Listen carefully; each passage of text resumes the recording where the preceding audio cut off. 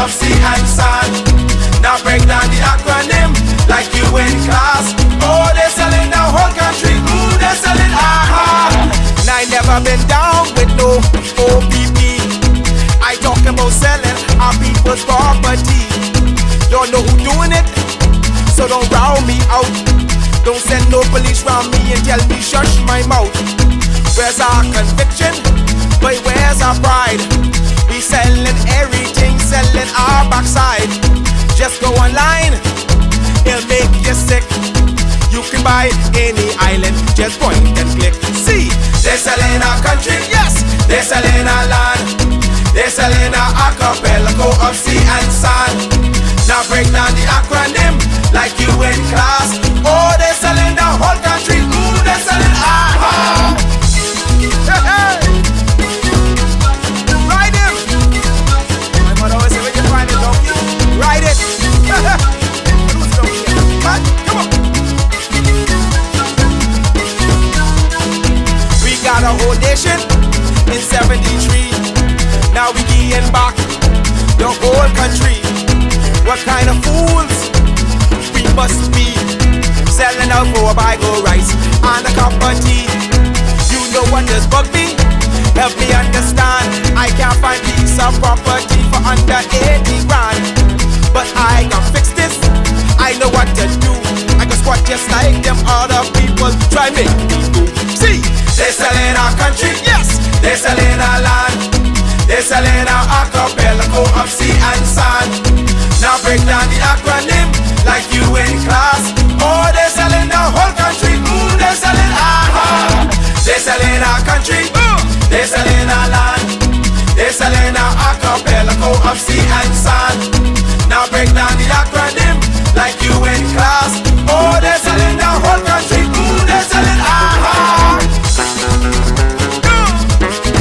I get everybody sells some every night.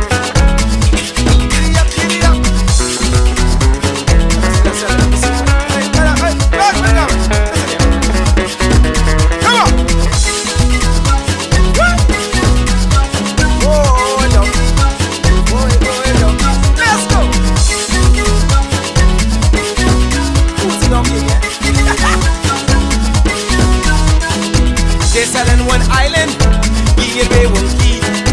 What can be left for you and me? It's just an example, what's our kids to do?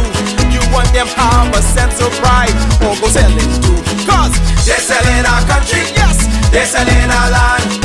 They're selling our archipelago of sea and sand. Now break down the acronym like you in class. Oh, they're selling the whole country. Ooh, they're selling They're selling our country, yes, they're selling our land. They're selling our archipelago of sea and sand. Now break down the acronym like you in class. Oh, they're selling our whole country. Ooh, they're selling They're selling our country, yes man. They're selling our land. They're selling our archipelago of sea and sand. Now break down the acronym like you in class. Oh, they're selling the whole country. Ooh, they're selling They're selling our country, yes, they're selling our land. They're selling our archipelago of sea and sand. Now break down the acronym like you in class. Oh, they're selling the whole country. Ooh, they're selling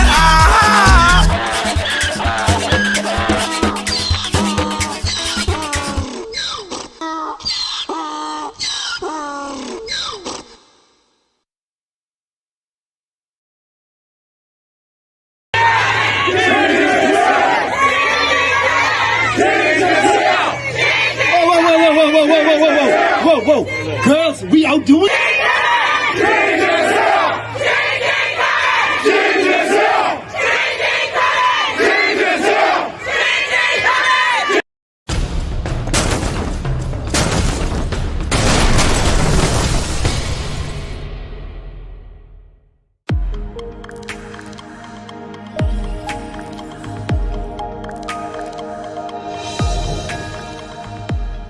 When you mess with a sitting public servant, when you mess with a sitting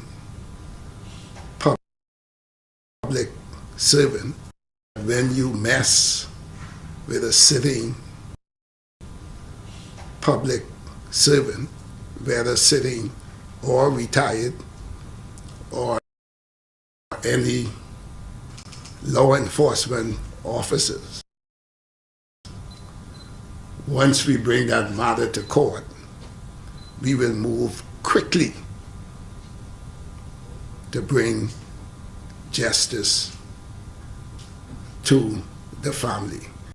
When you mess with a sitting public servant, whether sitting or retired, or any law enforcement officers, once we bring that matter to court, we will move quickly to bring justice to the family. 3 men are in custody following the homicide of former Tall Pines MP Don Saunders. The Free National Movement deputy chairman was shot and killed at a bar in Gambier Heights Wednesday night during an armed robbery. Commissioner of Police Clayton Fernando, during a press conference Tuesday morning, says one of the men pointed a gun at Saunders' face before he was shot. The 2 gunmen held the employees and the customers at bay, and one of the culprits approached Mr. Saunders and pushed a weapon in his face and demanded cash. It was at this time the weapon was right in his face. This is according to witnesses, that he brushed the hand that the culprit was holding the weapon, and it was at this time he was shot directly to the neck area, and he ran to the eastern side of that yard with a view of trying to get away, and that's when he collapsed. Employees and customers were robbed of cash and personal items, but it is still unclear whether anything was stolen from Saunders. Fernando says the witnesses and surrounding CCTV footage have been helpful in their investigation.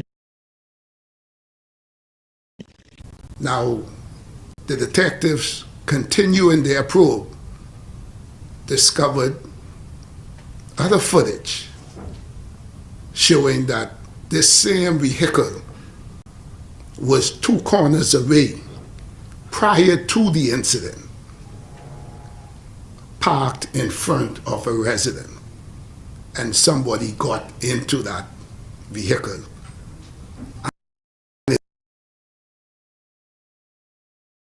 It went directly to the establishment where it parked, the driver parked, and waited in there. Police are appealing to business owners to be more careful in how they handle their money. I also want to appeal to business owners to be careful when you are dealing with funds, with monies, in the presence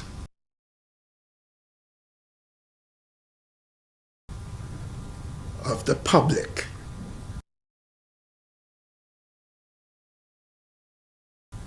And even the exchange of monies with customers. It should be a secured area. Nobody should be able to look into your register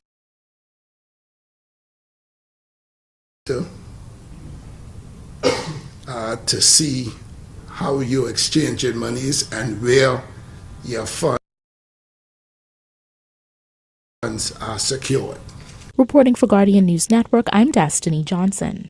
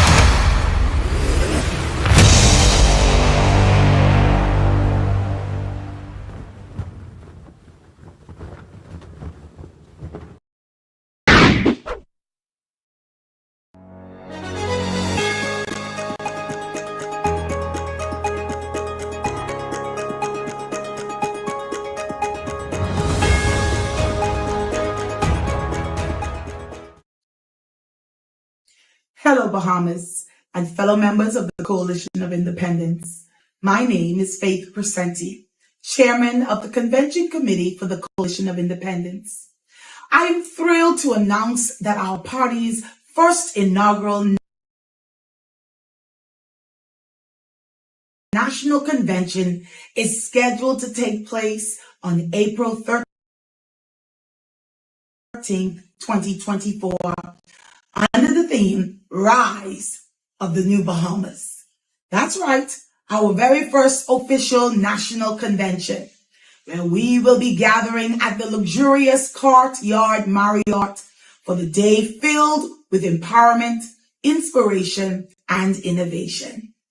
Prior to this event, registration and nominations will be held on April 6th, 8th, and 9th at our Pinewood office.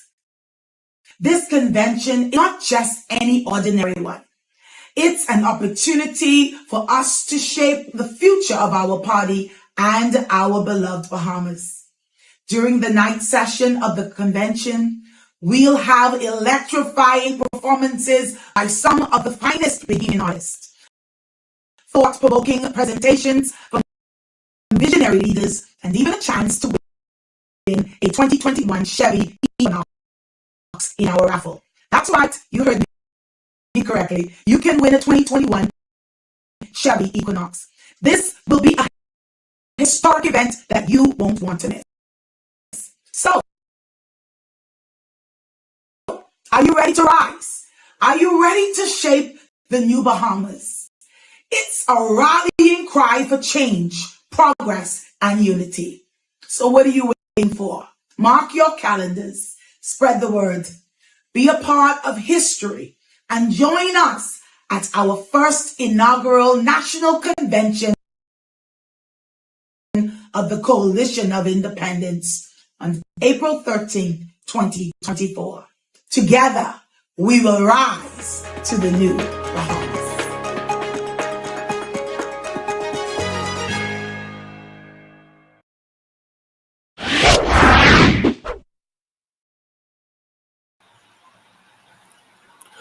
Good afternoon, Bahamas, and welcome, welcome, welcome. Thank you for tuning in. It is always a pleasure to spend my evenings with you, educating you on what's really going on in the country and preparing all of us for the new Bahamas.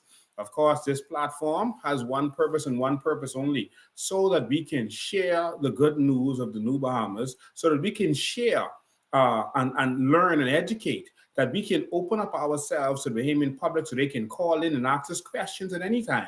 There may be some things that people don't believe or don't understand, and this is their chance that we give them every single week to call in or text in or however they want to express themselves and really speak to us about the new Bahamas and what's happening in our country at this present time in the old Bahamas. So thank you for joining us. I just got a couple of announcements before I get to my topic of the day. Of course, I always open the lines and we always take your questions and comments on whatever is going on. But we really have to talk about Don Saunders and what's happening here. We really have to talk about this. And we have to have a serious conversation about this. Don Saunders was a good friend of mine, a very good friend of mine. And we have to talk about that. But in the meantime, as you heard the chairman of our convention committee say, it's time for us to go to convention. We started this journey in 2020 when we formed Bahamian Evolution. We formed Bahamian Evolution and because we wanted to educate the Bahamian people about what was going on. The first thing we started to research on was our natural resources. And we started to dig up some papers and dig up some things, and that led to us exposing this to the Bahamian people. And people started to say, well, what are we going to do about it? We just can't have this knowledge. And that expanded to us having protests to bring awareness to what was going on. And every time we protest with purpose. We didn't just come out there and speak in megaphones. We came out there with a purpose. We came and had a bill tabled in the House of Assembly. Many of you have just started following us, so you don't know a lot of our history. And so it's going to be our job to educate you about what's been going on. We filed for commissions of inquiry. We filed a complaint internationally for fraud against the companies that was stealing our aragonite. We did many things during that period of time. In the meantime, we were fighting against Dr. Minnis and his evil lockdowns and the things that he was doing, and we saw where the government was pushing back. Instead of wanting to aid Bahamians, to empower Bahamians, they were pushing back against us, and so we couldn't take that. And so eventually, after they arrested me, we made a decision that we were going to go as independent candidates, and we were going to go and take the government because we couldn't expect for them to do what is right. And now you see that we made the right decision, because not only was the FNM fighting us at the time, but now the PLP is taking away the Sovereign Wealth Fund, taking away our carbon credits, etc. And so we evolved. And so we evolved into a party 5 months after we formed. They called the snap election. We went into the election, and I think we did pretty well for a new party formed just a few months before. And after the election, we did something that no other opposition party had ever done. After the election, we kept going. In that same September, we were being invaded by illegal immigrants from Haiti. And we went down to Nago because the government started making excuses. We went down to Nago to expose it and make sure that they sent these people back. And so the government wasn't able to keep them like they were trying to do. And we kept fighting. We were fighting and fighting for the Bahamian people. We were exposing what is going on. And so today, after the election, we decided that we would form an official party. We decided to form an official party. We registered with the government officially. And now, all of these months later, we're getting started. And so it's time for us to get this in motion. And so here we are, about to have our first inaugural convention, where the Bahamian people are going to be able to hear from us, see who we are. We're going to form our army, our inner core. We invite all of you to be a part of that. We're going to form our inner core, and we're going to take it to them. We're going to move forward to take this country back, because it's time to take this country back. And that is exactly what we're going to do. And so we decided that we won't just talk this, we're going to do this. And so we're going to have our convention. It's going to be powerful. Nominations this weekend. So this Saturday is the nominations for all positions that are open. So all positions are open, and nominations are this Saturday at our headquarters. And persons will be able to nominate for the persons of their choice. They can nominate for their leader. They can nominate for the deputy leader, chairman, and all the other positions that are available. And that the delegates will be able to vote at our morning session, which is going to happen at the Marriott, as you heard. And so in the morning session, we are going to officially ratify our Constitution and launch this party and get ready to take this country back. The theme of this convention is Rise of the New Bahamas. That is the theme, because it's time for a new Bahamas to rise, because this old Bahamas has been and is failing us.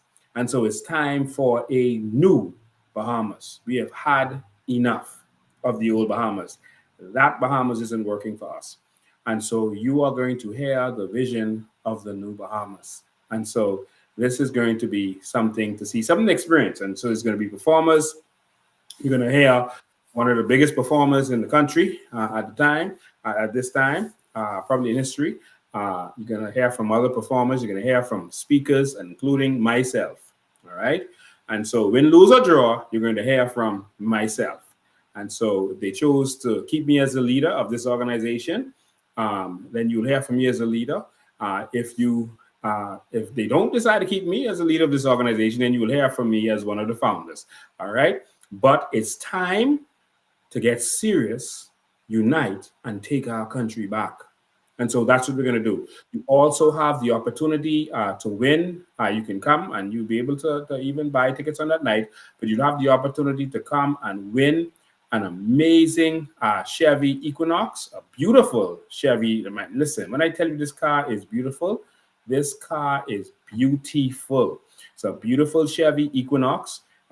We spent over $30,000 on it, so I don't know what it's worth. That means because you can't sell it for what you buy it for.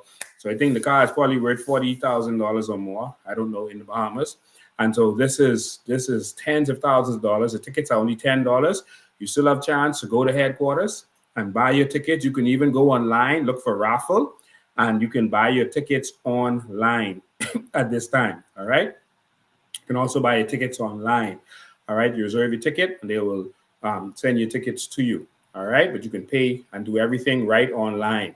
And so please go and do that, and make sure you have a chance to be the winner. Let's see who's going to walk away with this. And so we invested heavily in this because we want to see one of our people walk away with this dealer certified. It came directly from the dealer. Dealer certified 2021 Chevy Equinox LT. Of course, no, that's the upgraded version. So looking forward to seeing one of you winning this beautiful, beautiful vehicle. Also, get your, I don't know why they put T-shirt on there, but that's a pullover. Get your convention shirts. Your convention shirts are $25. You can also go to our headquarters to reserve yours, or you can pay online. All right. So we're looking forward to all of this. All right. Like I said, it's a beautiful, beautiful vehicle. And looking forward to one of you winning this vehicle. So nominations are on Saturday. I think I should read the rules. Yes, I think I'll do that before I get into this. Let me just read the official announcement to you that was sent out by the committee. The date, April 2nd, 2024, the first inaugural National Convention of the Coalition of Independents. They are members of the Coalition of Independents. We are excited to announce that the Coalition of Independents will be hosting its inaugural National Convention on April 13th, 2024. This event marks a significant milestone in our journey towards a brighter future for the Bahamas. And we are thrilled to extend this invitation to all members of our STEAM party. The convention themed Rise of the New Bahamas promises to be an exhilarating and informative event for all those in attendance. Representatives from all over the nation will gather to take part in important decision-making process that will impact the direction of our party and ultimately the destiny of our beloved nation. The convention will be divided into two parts: registration and nomination, April 6th, 8th, and 9th. Registration and nomination activities will commence at the Coalition of Independents Pinewood office. Delegates who are up to date with their financial obligations will be guided through the registration and nomination process. Digital assistance will be provided to delegates located on the Bahama Islands to ensure a seamless experience. Number two, Convention Day, April 13th. The main event will take place at the Courtyard Marriott, featuring two sessions. The day sessions, 9 a.m. to 2 p.m. Exclusively for registered delegates, this session will focus on important deliberations and decision-making process. The night session or the evening session, 6 p.m., 10:30 p.m., is open to all Bahamians. On this document, they put all members, but I want to correct that in case you saw this document. All Bahamians, everyone is invited, whether you're a member or you are a Bahamian. Everyone is invited to our evening session. This session will feature presentations by esteemed individuals who are at the forefront of innovation and progress. Additionally, there will be captivating performances by renowned Bahamian artists and an exciting raffle drawing, with the grand prize being a 2021 Chevy Equinox.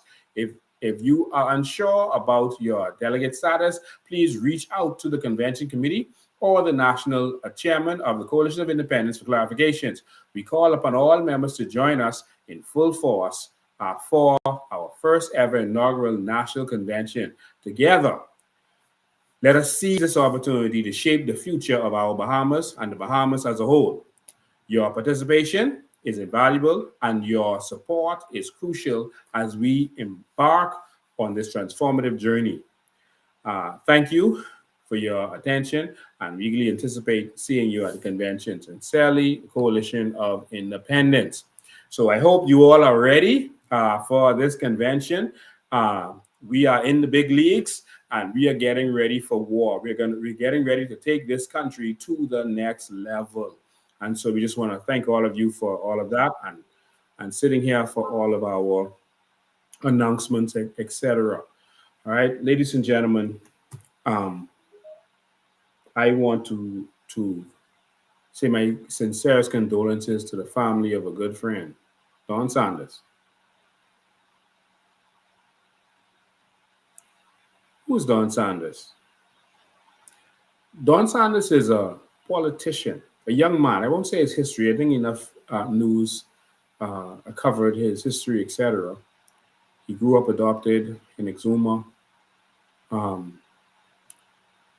and became a lawyer, later decided to go into politics. He grew up in the F&M all of his life, as far as I know, and that is what he loved. I was once a part of the F&M for a short period of time, and he was one of my closest friends there. I had actually known him before I had gone on that journey because he was actually running in politics. He was running in Golden Gates. This was one of my biggest experience with this young man. And you'll see why everyone is speaking so highly of him, even his political opponents. My first experience, not first, but one of my first experience with this young man was that he was running in Golden Gates against Shane Gibson, who was scandal-ridden, et cetera, at the time. And it was easy to just go after Shane because there was so much out there on Shane Gibson. And he had reached out to Utah Taylor, another talented young man who's now a pastor and who had done a TV show with me in the past. He'd reach out to Utah Taylor to do a song for him. And Utah called me to actually sing this song for Don Saunders. So I said, of course, I would do that for Don. That's no problem. And when the song was written, there was a line in the song. It said, "There's a new dawn in Golden Gates. All the stale wind has blown away." And then the next line was something about the shame has gone. All right. And it was a play on they were calling Shane Gibson at the time. And so in the song they wrote, "Shame has gone." And when Don heard the song, he loved the song. It was so catchy. "There's a new dawn in Golden Gates." He loved the song. He said, "I love the song, but there's just one thing I got to change." He said, "I don't want anything negative in there." He said, "The stale wind," because that was a play on, remember, the PLP had said there's a fresh wind blowing. And so they put in the song, "There's a stale wind."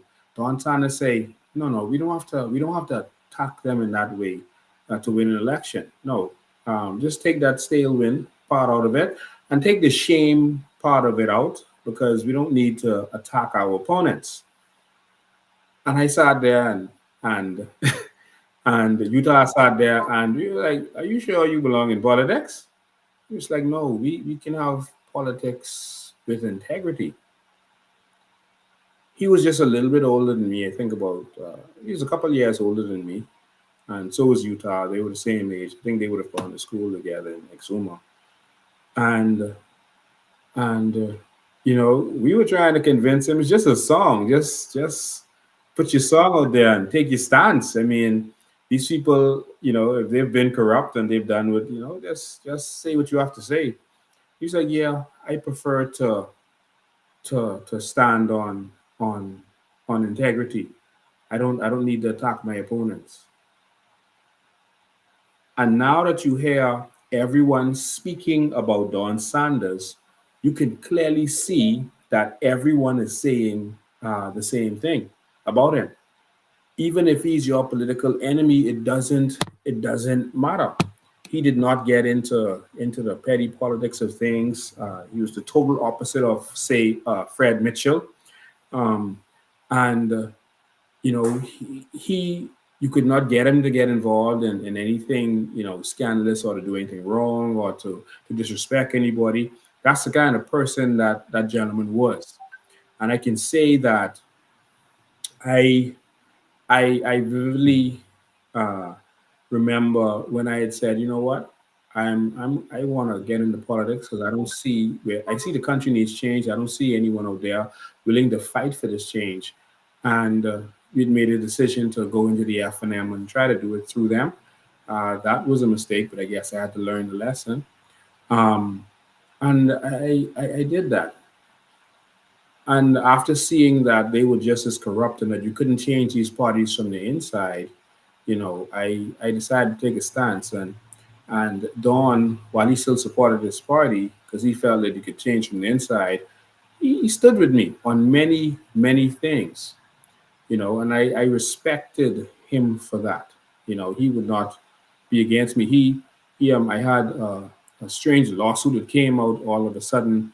Eventually, Don decided to become my lawyer. It was the strangest lawsuit in the world. I don't talk about it here, but everyone, talks about it.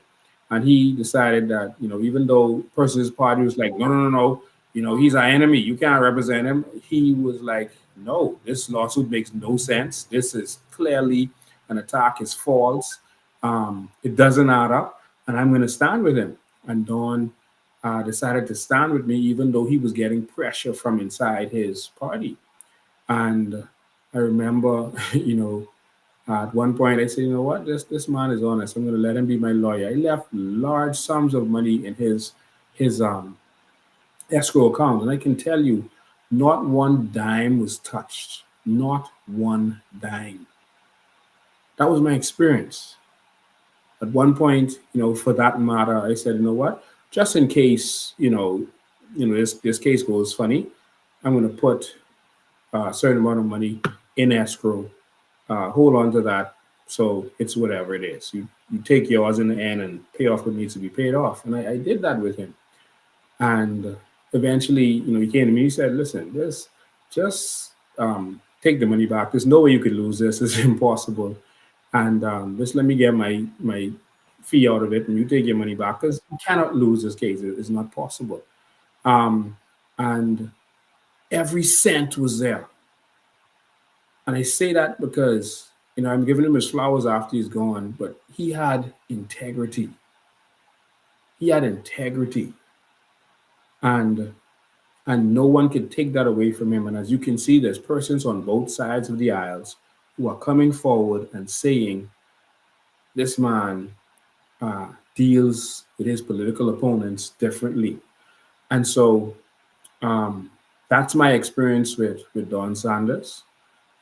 There's a lot more experience that I had with him. I'll leave that there for the sake of time, because I want to get down to this investigation, because I did my own investigation, and I saw some things that isn't adding up to me. I'm going to get to that in a minute. I decided to stand with Don even when I wasn't a part of his party. He had a serious conviction to fight the situation in the dump. And so what you see here was Don in the middle. This used to happen basically daily in the Jubilee Gardens area. I mean, it was a serious threat to humanity. And Don would go there, and he would be excited about fighting this thing, talking to the government. He made the government promise that they would do whatever it takes to solve this. He actually fought for this. All right, this wasn't just the government doing this. He fought for this. I sat next to him and watched him make calls, and called the prime minister at the time, minister, and and put pressure on him that no, we are going to fix this. Put pressure on them to do whatever they had to do to deal with that scenario. And here I took all of these pictures. I stood with him because it was the right thing to do, you know, for those people. There's no way that you should build a low-cost home next to the dump, knowing that people would just be desperate. That was wrong to do. And he went and he stood up for those people, and I was there when he did so, and and he fought to get the situation resolved. I don't know the details of how they resolved it, but all of a sudden the fires basically stopped. I don't think the problem is fully gone away because you can still get that smell and that stench when you're driving in Gladstone Road, etc. But that was it, and so that was his biggest fight, and he forced Minnis hands. I heard Minnis mention it while he was being interviewed, because it's like kind of like the situation in Pinewood. You know, the situation in Pinewood where there's flooding, they put a low cost home project in a low lying area that they had dug down to below where it should be, and they knew it was going to flood. Didn't put any drains, and not one member of parliament for Pinewood, not one, fought for the people of Pinewood like Don Saunders fought to deal with that dumb situation. I went there and I watched people cry on his and my shoulder about the situation, how they close up the windows, but it makes it worse because now you're locked in there with all that smoke and that smell, and they have nowhere to go. And I watched him fight Minnis over that fight and make him focus on that. The problem in Pinewood is a $10 million problem to solve. They've said it over and over in House of Assembly. It's $10 million, but they will not help those people. Because if people feel you're going to vote for them or their friend party anyway, why should they do something for you? And that's really what the problem is. But he fought for them. And that's why I'm going to fight for those people in Pinewood. Unlike him, I actually experienced the flood and walked through the waters. And that's a serious fight for me. And I'm going to continue to do that. But back to Don. Don rubbed shoulders with a lot of his political enemies. This that you're seeing here was when Shanique Miller had been kicked off of ZNS. I gave her my building, my church building to do her show from for free so that she could keep going and have some dignity, even though she was victimized. And that's Don there talking to Shanique, Wayne Monroe next to him, political opponent, and that's Obi Roberts on the other side, political opponent. And I took this picture, and everyone who deals with him will tell you that he deals with people with a lot of respect.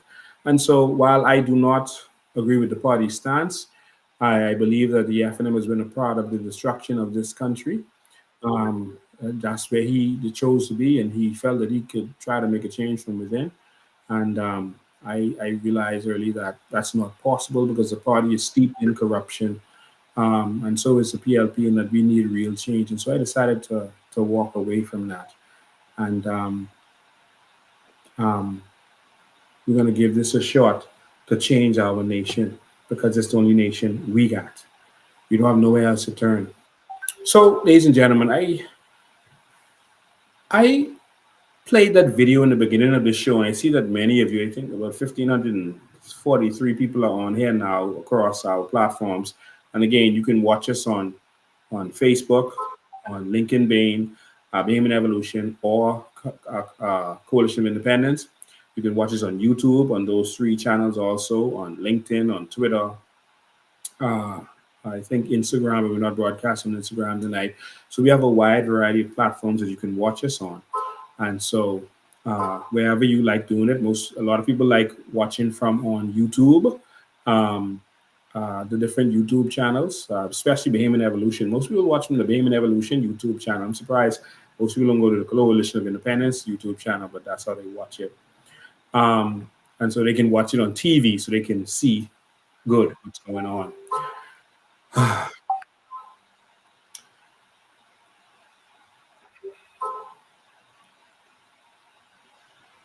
It's hard to see how we're losing so many of our young men, and people aren't seeing exactly what's going on. Every single year, we lose over 100 of our young men to murder. That's not the other things like car accidents, heart attacks, cancer, anything else. We're losing over 100 of our young men, our strong young men, every single year in this nation to murder. They're just being wiped out. And nothing is being done, and no one is taking this seriously. Another brilliant young man is gone. Another brilliant mind is gone. And while we're losing our young persons to murder, we're losing our young people to gentrification.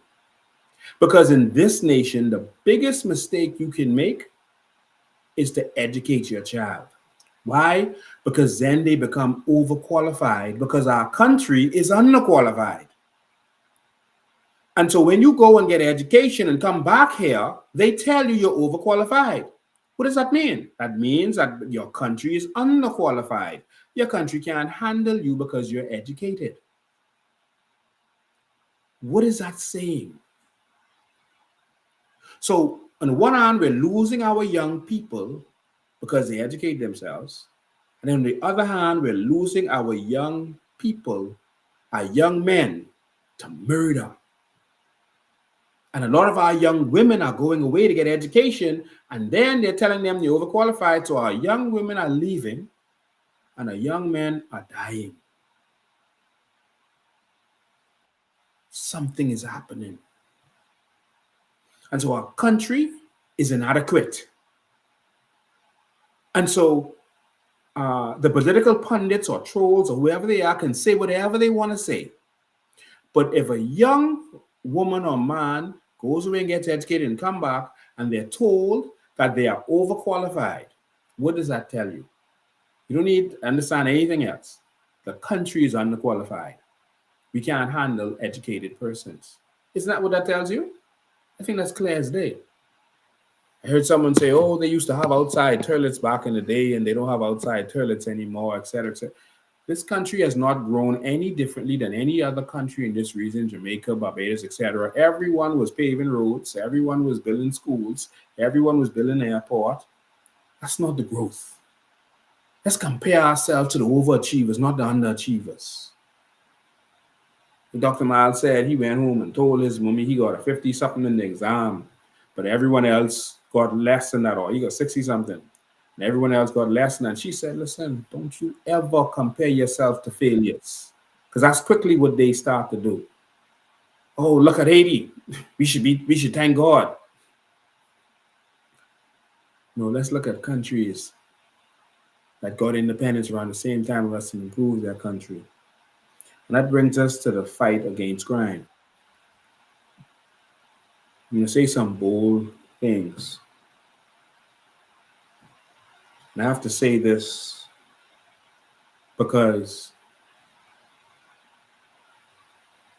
today is Dawn, tomorrow is someone else. When the last prominent Bahamian got murdered, Don would have never imagined that that would be his fate too. None of us know our fate.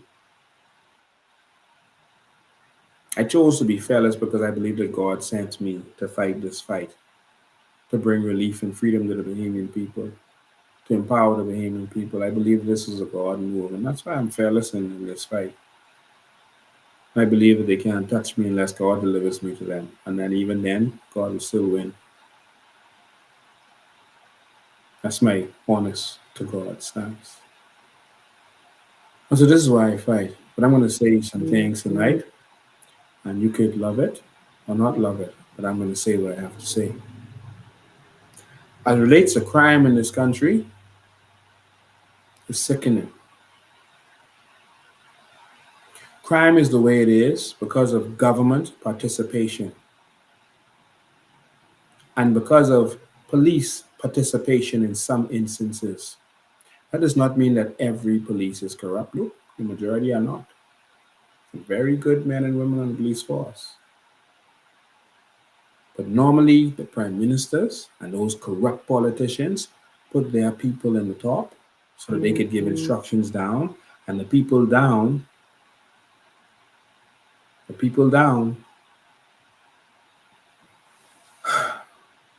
they feel they have to follow any instruction, and that's what happens. The corruption in this country is because of political involvement in crime. Let's have a real conversation. Now, I'm going to talk about that some more, but let me talk about this investigation with Don Saunders first.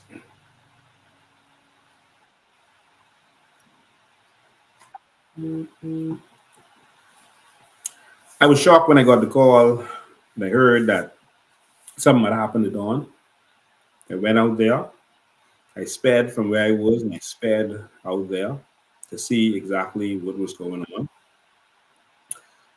And I got to talk to some of the people who were actually there, some of the witnesses, some who were in that situation, who had ran. And after hearing the police account, started to concern me. There's a couple of things that concerned me about the police account initially. The first thing that concerned me is that they came immediately to the conclusion that it was a robbery. It just appeared to be a robbery and that's it. You don't do that. Not immediately on the scene. Oh, this isn't nothing political. This isn't a robbery. Sorry, this isn't a hit. This isn't a political situation. This is just a robbery. So it doesn't appear to be this. It doesn't appear to be that. You should not come to any conclusion. With the commissioner saying certain things, it could influence the investigation. And so all you should say is that we're investigating to see the motive. But you shouldn't just quickly say that this was a robbery, even if it appeared to be a robbery. Because if you're going to put a hit on someone, you make it look like a robbery. You make it look like an accident. You make it look like a suicide. If you see someone hanging from a rope in a house, you don't just quickly just say, oh, the person committed suicide. No, you have to investigate. And so if this was some rookie police officer who was just there speaking and they made that mistake, I would say, hold on. Yeah, okay, they just made a mistake. But you can't be the commissioner of police and you are just quickly rushing to say robbery. And then all of the PLP trolls, they started putting things in social media talking about the other woman and all this other scandalous stuff. Like they started to try to attack him, which I thought was despicable and should not happen. But that's what they did. Let me say that based on what I have seen to this point, while it appears to be a robbery on the face of it, I'm not convinced that it was a robbery. And I'm going to say this for my friend who is now laying in the morgue. It does not appear to me to just be a robbery. And I could be very wrong. But for my friend, if some injustice was done to him, I want justice. I don't want us to just blow this off and say robbery. It very well may have been that it was just a robbery. But I am calling on the police force to do a proper investigation. As you arrest these young fellas, and I spoke to people in the area, and including the father of one of the fellas who was arrested, he actually wanted to come on my show tonight, but I'm not going to let anyone say anything scandalous while the investigation is going on. The father owns another club. The father, owns another club in that area of one of the young men. I spoke to a lot of people about what happened. I'm going to get into it in a second. I'm calling on the police to do a little bit more research. As you grab the fellas, check their devices, see who they was talking to, see if they received any money recently in the bank. When you search the house, see if any money somewhere in the house. See what their conversations were. Grab their devices. See who they may have been making some arrangement, and then cancel out everything else. Cancel out, okay, this was not an attack on anything political, this was nothing like that. But not the body still on the scene, or just leaving the scene and the commissioner saying, oh, this is just a robbery. Don't look this way, don't look that way. It was robbery. I was also concerned with the fact that the commissioner didn't know that there were CCTVs there. There were CCTVs. Dr. Minnis, the MP for the area, used some of the constituency money to pay the police to put up CCTVs in that area. I don't understand why he needed to do that, but he did it anyway. And so the police knew that there were CCTVs there. So why would the commissioner, when asked about CCTVs, say, oh, well, the police are looking around and checking, they're checking the houses to see if any houses have cameras or whatever, or to see if there's any CCTVs around. No, Minnis paid the police. They know that. That was announced. That was all over the news. So what do you mean you all walking to check to see if there's any CCTV footage? That concerns me as if, well, wait.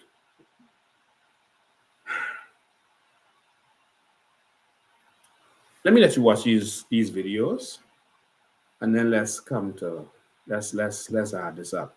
Again, all I'm asking the police to do, don't just throw this away and say robbery. It could be. I'm not saying that it isn't. All I am saying is, no man, we have to do better investigation than that. Watch this video with the conversation they had with the police commissioner as he was talking. This is on the scene. I was standing right in front of him. This is the police commissioner. Good night to everybody. Sometime around 9:15 p.m. tonight, police responded to gunshots in this area. They responded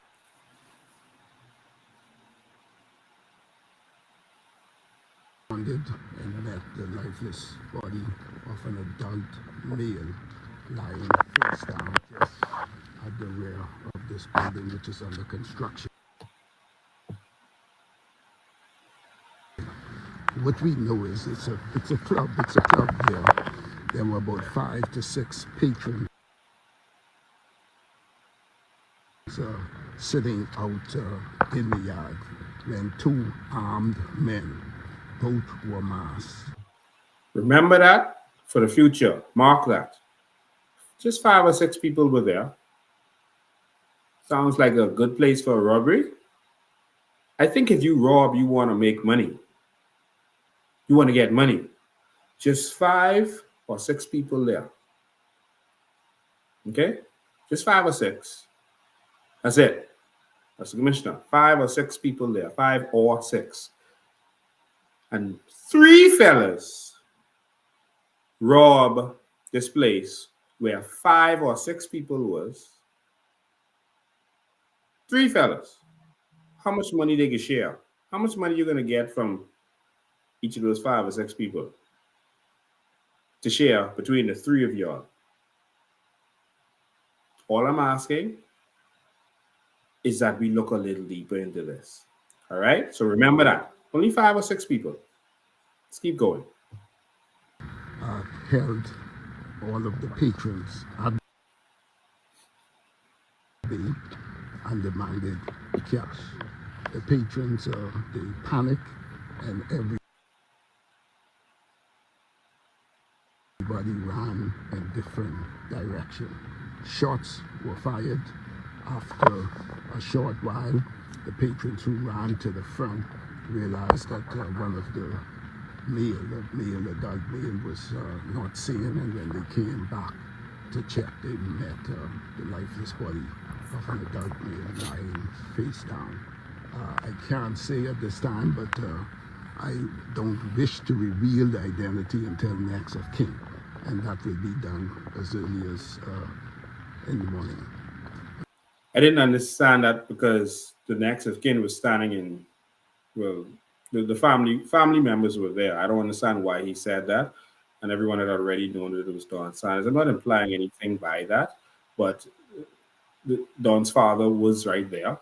He was talking to Don's father at the scene. His other family members were there. So I don't understand. Pintard had said that his wife had spoken to Don's wife, and so I don't understand that statement right there, but maybe he was just a little confused at the time. But I just wanted to make a special note of that right there. Let's keep going. As someone said it was 2 masked men. Yeah, but now they're saying it's 3. So it was changing.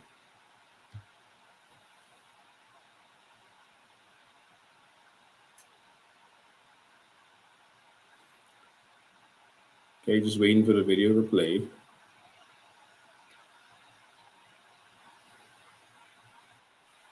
We want to send an appeal to members of the public in this area. This is a well-knitted area. Everybody knows each other. And we are appealing to members of the public who lives in this area to please, if you have any information, to please come forward to assist in trying to bring speedy closure. Time and time again, we've heard that crime is isolated. We've heard that, it's related to drugs, gang activity, that sort of thing. We've now seen where the criminal element has spilled over into the political sphere, as it's been alleged that this is a former senior Free National Movement, former MP, former Deputy Speaker of the House. What does the police now say to that narrative when it's not gang related, when it's not drug related? How do we now address it? Well, it appears, based on what we know now, it appears though armed robbery may have been the motive. It don't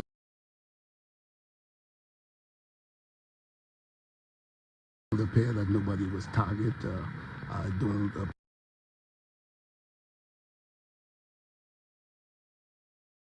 appear that nothing political at this time, but it appears though armed robbery is the motive. Are we still maintaining that crime is down? Well, the stats is there to show, but we are concerned, very concerned. We see the uptick in the homicides, and we see armed robberies continue to happen, but we are out there in full force. We are arresting people, we are charging them. So he's already telling you we're at the scene. This appears to be armed robbery. Doesn't look like anyone was targeted or political or anything. He already came to the conclusion instead of just continuing to investigate. I don't think that should happen, and I'm praying that is not happening. Let's continue. I want you to see about the CCTVs. Individuals, we are taking weapons off the streets. So we are doing our part. We are just asking, and we continue to ask the public to partner with us to assist in making our communities safe. Commissioner, any suspects in this matter at this point? Not at this time. That's why I'm appealing now. Nothing at this time. You have officers on the ground. They're doing some door-to-door, and this will continue into the night. Anyone harmed? Anyone harmed? We have officers walking the strip now to identify any CCTV cameras, any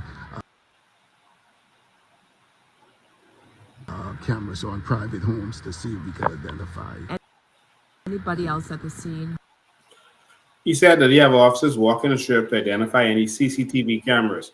Now, I attended their special communications room at the headquarters, where I could see that every CCTV they have on the computer screens, so they know where every CCTV is. They don't have to walk for that.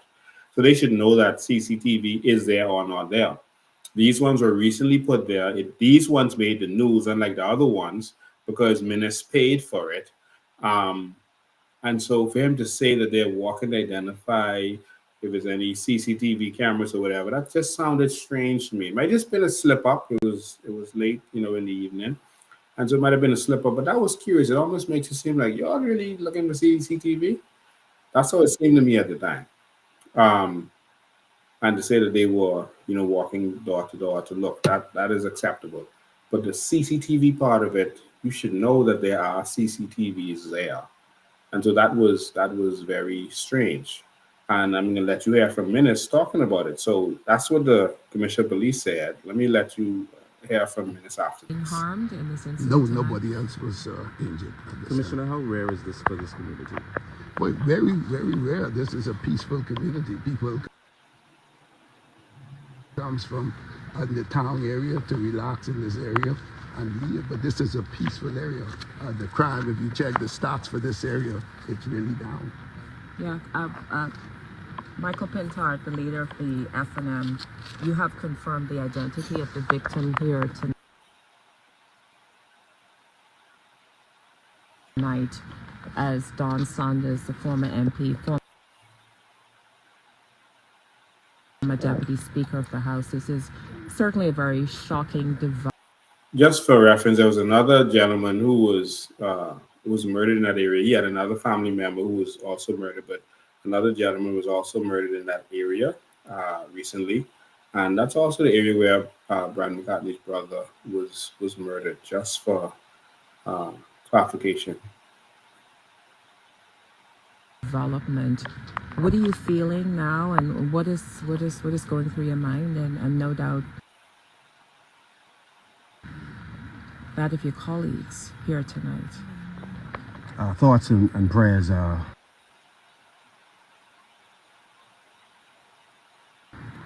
with his family. Had a chance to speak to family members prior. My wife had a chance to speak with his wife, and had a chance to speak with some members of the family, and our heart goes out to them. We are praying for the family to assist them through their own struggles, and as the family is grieving, we ask that people just be sensitive to what they are going through, and we are trusting that the system is going to work, and appealing to behavior. Everyone who can contribute to bringing justice for him, and literally the hundreds of Bahamians who've lost their lives and whose matters have not yet been resolved. Our thoughts and prayers with their families as well. Dr. Minis, I'm sure you have some thoughts on what transpired here tonight with Don Saunders. Yes, this is a sad moment. My prayers and thoughts go out to the family. So I just allowed this to play so that you could hear him talk about the CCTVs. I'm certain that the police will do all they can to bring resolution to this and find out who may have been involved or who's responsible. The event has occurred in my constituency. We have just commenced introducing CCTVs within our constituency, the entire Kalani area. This area, fortunately, has been covered with CCTV. This area in Tropical, and it's spreading throughout the communities. Has been. Mm-hmm. So there are camera systems within the Gambia and Tropical community. So hopefully, as the Commissioner had pointed out, that they are reviewing all the cameras and all technology, hopefully the camera system would be able to resolve and bring resolution to this matter, and identify the culprits who may have been responsible. And so the commissioner said that the police were going to go look around to identify CCTV, basically to see if any was there. Minis basically said the CCTVs were there. He had paid for those CCTVs to be there. It seemed that the commissioner was a little lost on that night. Maybe it could be the shock of what's going on. I'm not going to come to any conclusion as it relates to that, but it just seemed to be kind of off. He was worried about the next of kin being notified, and Bentard was saying his wife even talked to Don Saunders' wife, etc. And they just come to this quick conclusion that there was not, no one was targeted, and it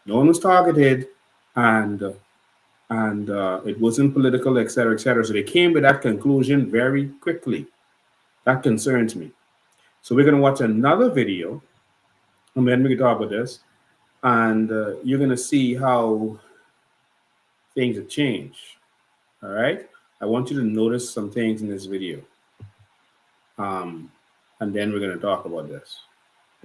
When you mess with a sitting public servant, whether sitting or retired, or any law enforcement officers, once we bring that matter to court, we will move quickly to bring justice to the family. I don't know. I'm disturbed at that statement, and this is what's wrong with our nation. It's like we don't pay attention to anything until it affects someone that we feel is in the upper class, an esteemed person, someone that they feel is important in society. Every single mother's child who died is a life that was important to God. So if you touch someone who is somebody, that's a problem. And you're going to bring swift justice. Why would you say that? I'm just going to have to say some real things tonight, because we need a Bahamas that's for Bahamians is going to put Bahamians first. If a tourist dies, that's a tragedy. If someone who is somebody dies, it's a tragedy. Oh, we're going to fight crime and we're going to... Let's hear that again. When you mess with a sitting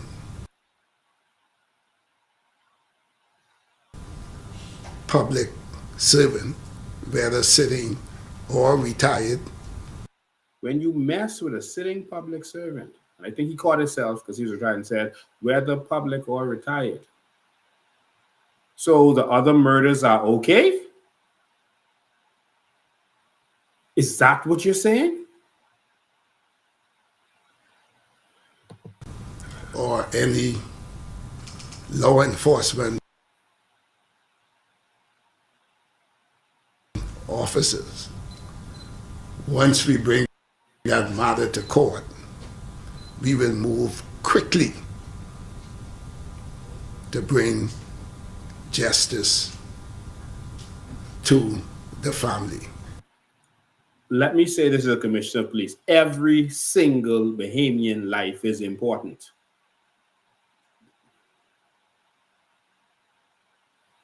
All Bahamians' lives matter. You know, when certain things happen, they say, oh, we're going to take a no tolerance stance. No tolerance, no tolerance. When should the police be tolerant to crime? When should the police be tolerant to murder? I hate to hear that statement of no tolerance. What do you mean no tolerance? So sometimes you're going to tolerate someone murdering someone. Sometimes you're going to tolerate the drug house in the community. What is that statement? Every single Bahamian life matters. We have to change the mentality of our people. They have beat us down so much that we think that we're not important. And we've participated in our own oppression. It's us. That's not the massa. It's not a white man. It's us. We have to change our mentality. In the new Bahamas, every Bahamian will be royal. Every Bahamian will be royalty. It's time for us to be important in this nation. Not the tourist, not the foreigner, not the legal immigrant, Bahamians. So that if in the New Bahamas, if a public servant, police commissioner, defense force, whoever, a permanent secretary makes that kind of statement, they will be fired immediately. Immediately.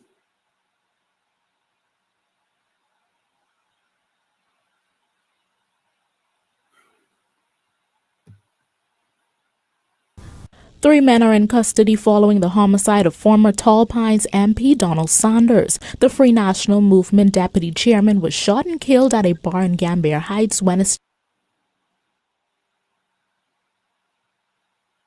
night during an armed robbery. Commissioner of Police Clayton Fernando, during a press conference Tuesday morning, says one of the men pointed a gun at Saunders' face before he was shot. The two gunmen held the employees and the customers at bay.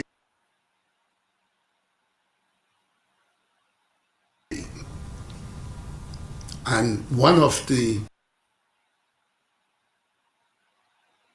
I'm sorry for the internet issues we're having. Culprits approach Mr. Saunders. I'm traveling and that's the internet I have. And pushed a weapon in his face and demanded cash. It was at this time the weapon was right in his face. This is according to witnesses, that he brushed the hand that the culprit was holding the weapon, and it was at this time he was shot directly to the neck area.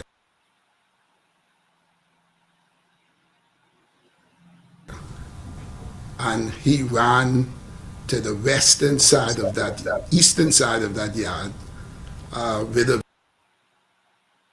view. I'll get to the rest of that, because he didn't run to the eastern side, he went to the southern side. But the eastern side of that yard is the front of the yard, which is the road. But in any event, I can't say what happened, but I'm going to say what persons who were there told me. They said that there were 3 shots fired. They may have meant shots were fired 3 times, but they said there were 3 shots fired. Because even the guy on the news, when he said it, he said when they fired out of 2, but then he said it was ba ba ba ba ba ba ba ba. He exclaimed it was 1, 2. But in any event, I was told that they came, stuck, held everyone. They shot a shot into the air. Everyone scattered, including Dawn, and 2 shots was fired, one at Dawn.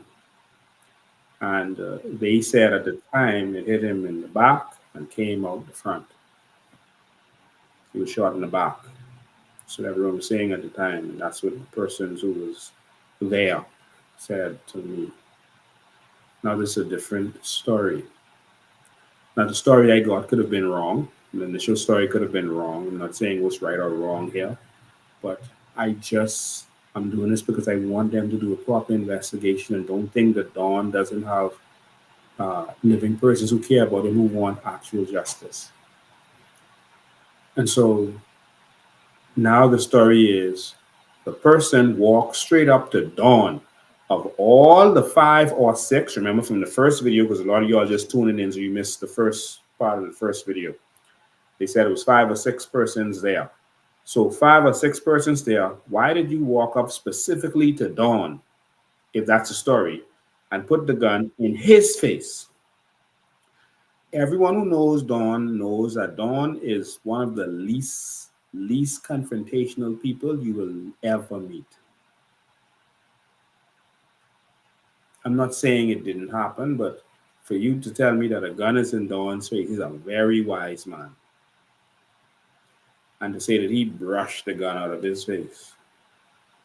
I'm not saying it didn't happen, but that isn't Don. That isn't him. And so if that happened, that would have been the first time something like that happened. And for uh, three gunmen, because first they said it was two in the first video, I think, and now they're saying it's three. For three gunmen to come there and this the time Don wants to fight. I don't understand that. All right. I don't understand that. But why did you go and point the gun directly at Don and nobody else? I know the names of the other persons who were there who ran. I won't call their names. But you walk up to one of the quietest person, everyone been talking about him, one of the quietest persons, someone who's non-confrontational, don't even fight his enemies, and you put a gun in his face and nobody else? No one? Not the bar owner, who would be the one to have money? You ain't going to stick up the bar owner. You came and put the gun in Dawn's face? And maybe this did happen, but that's what you do? Let's hear the rest of this. So Dawn was targeted at the bar. One, only him get shoot, no one else get shoot. So not like they open fire and shoot, and a couple people get shoot or shoot at a bunch of people. Only Dawn was shot. And he is saying, although it's a different story than what I initially heard, the commissioner of police is saying they went and put the gun straight in Dawn's face. All the people who there, 6 people, they put the gun in Dawn's face. Bust one in the air. That sounded like he wanted people to scatter. And then all of a sudden, Dawn gets shoot. Because remember the story he said, everyone run, and they realized Dawn wasn't there. So obviously, that shot in the air was to scatter everybody, for them to do what they had to do. Probably. All of this is assumptions. And they realized Dawn was there. When they came back, Dawn was on the ground, dead. Could have been targeted. But the police have already stated they don't think no one was targeted, and they don't think it was political or anything else. But of all the people, only one man? Let's keep listening, and then you'll hear something else as you listen to this. View of trying to get away, and that's when he collapsed. Employees and customers were robbed of cash and personal items, but it is still unclear whether anything was stolen from Saunders. Fernandez says the witnesses and surrounding CCTV footage have been helpful in their investigation.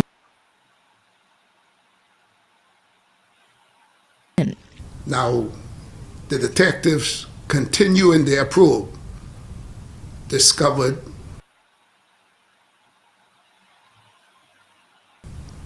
other footage showing that this same vehicle was 2 corners away prior to the incident, parked in front of a residence.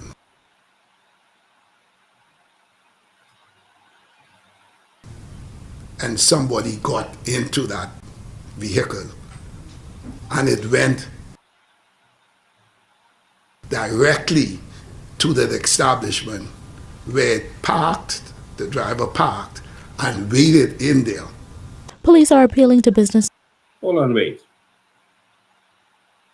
The car was parked 2 corners away, waiting.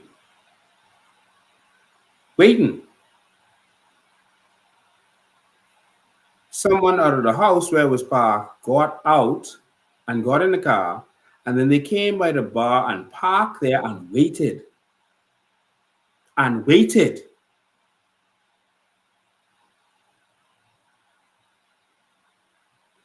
Dawn, according to the witnesses, had just arrived when the gunmen came.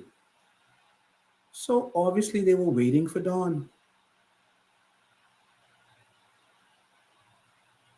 Mr. Commissioner,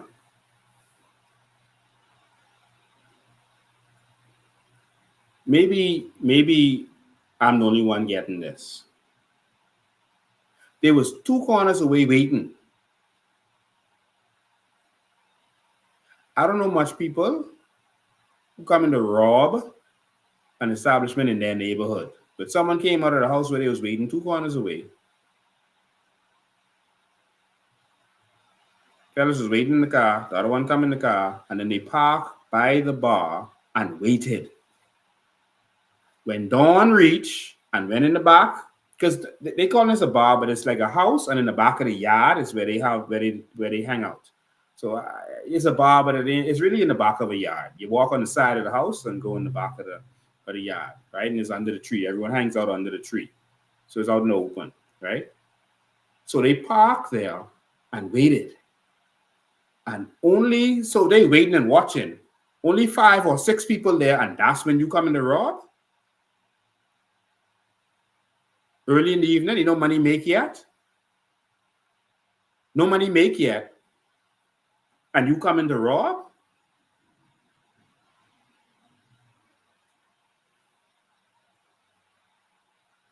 Let me say this again. The commissioner said the car was parked 2 corners away. He was waiting. Someone came out the house, came in the car, and they parked. They might have gotten a call. Don't come in. All of this is assumptions, remember? Then they get in the car and park and wait. Dawn came, went in the back of the yard, and they came, and the commissioner says they put the gun directly in his face. The other witnesses says they came, stuck them up. They might have robbed them for true, because of course you got to make it look like a robbery. But they shoot a shot in the air. Everyone is scattered. And only Don get killed.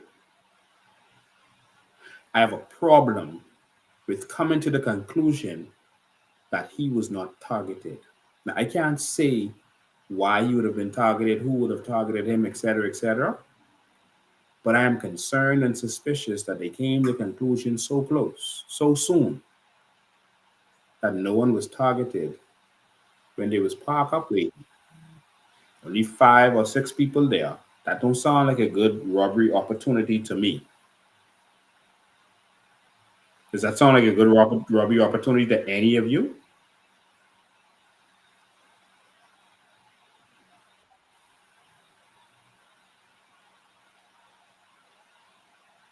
I got more to talk about, but I can open the phone lines because this really took longer than I thought it would take because the video was playing slowly. The phone number is 803-5995. 803-5995. Call me and tell me what you think. Am I dead wrong for asking the police to put more effort into this?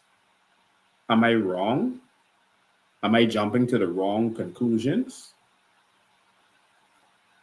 Some people say just let the police do their job, but based on what I'm hearing publicly, something wrong. Something ain't adding up.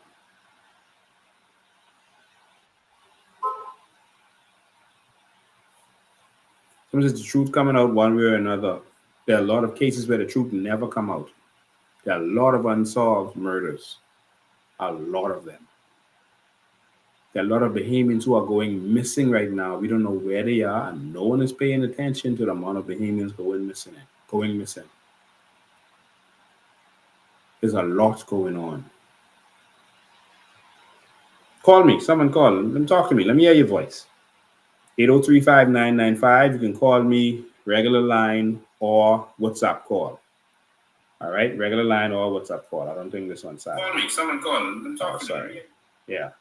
So let me make sure my volume is up. 803-5995 is the number. Call me and let me know what you think. You know, our country is on the verge of collapse, and our country lacks leadership. It lacks leadership. The commissioner, showed remorse. He's disgusted that so many police officers are involved in crimes.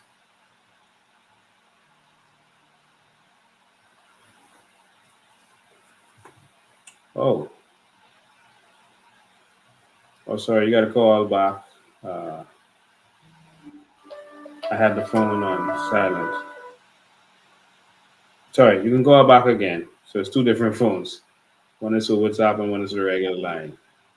You can call back 803-5995. Sorry, I had it on silent for a minute there. I apologize. Let me make sure this is up.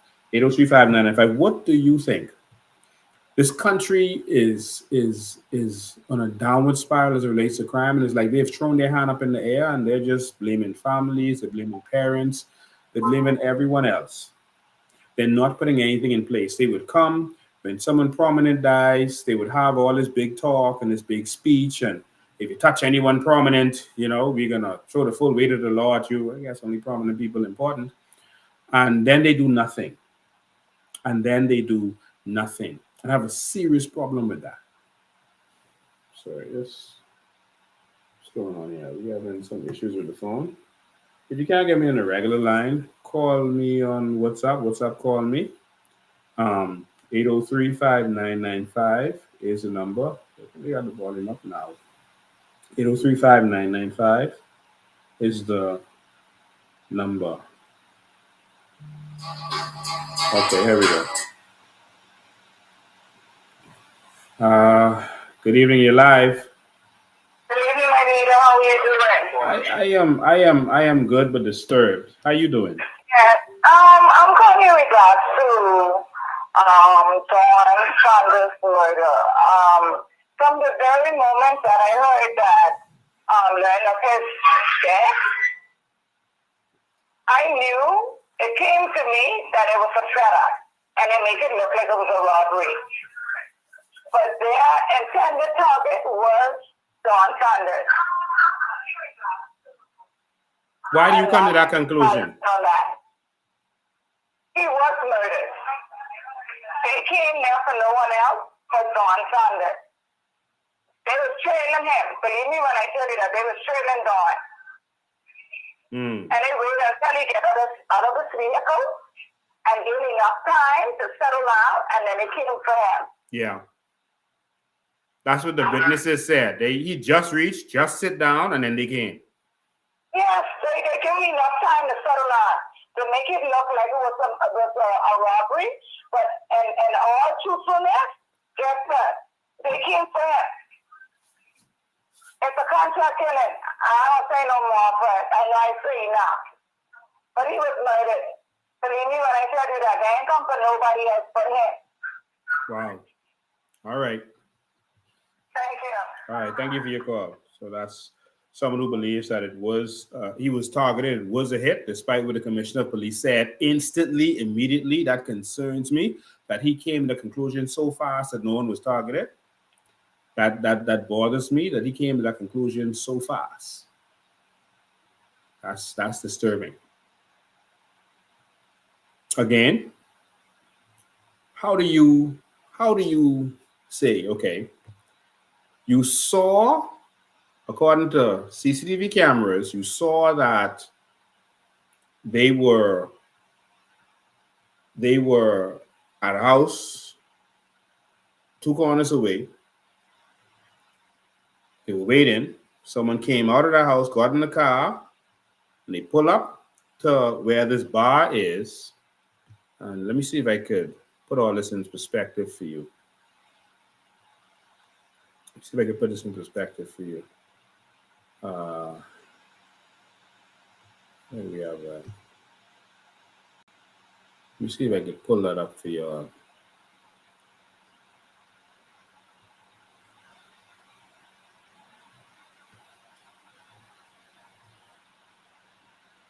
Okay, I think this is where it is. Let me pull this down.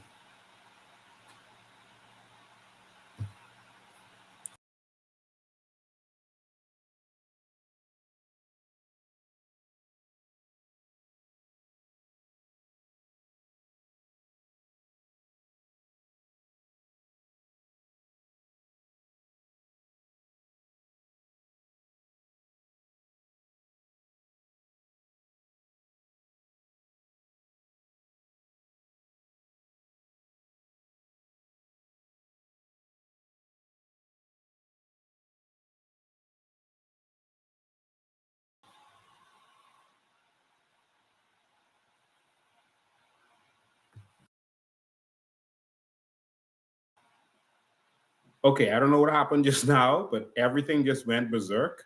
Um, I assumed I'm live again, but the whole thing just shut down a moment ago. Maybe this live is being targeted, and this kind of stuff happens when we are doing these kinds of serious lives, but they shut it down. But of course, IT is my specialty, so I have ways to get around certain things that they're trying to do. But they literally knocked me out just now. I don't know how they did it, but I just changed my. I did certain things so I could get back up. Um, okay, let me see if I could get to share this with you so you could get the right perspective.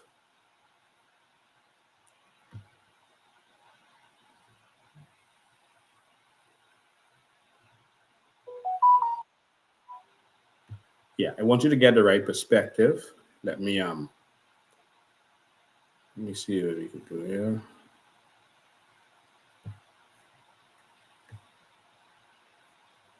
Okay. Let me pull this the area up so you can see this. Um, let me take this phone call while I'm doing that. And you can call us on the regular line, or you can call on WhatsApp. Yes, go ahead. Again, I just want to answer this. If Don would have ran home, direct straight home, they would have still never come in any event. He couldn't have done it.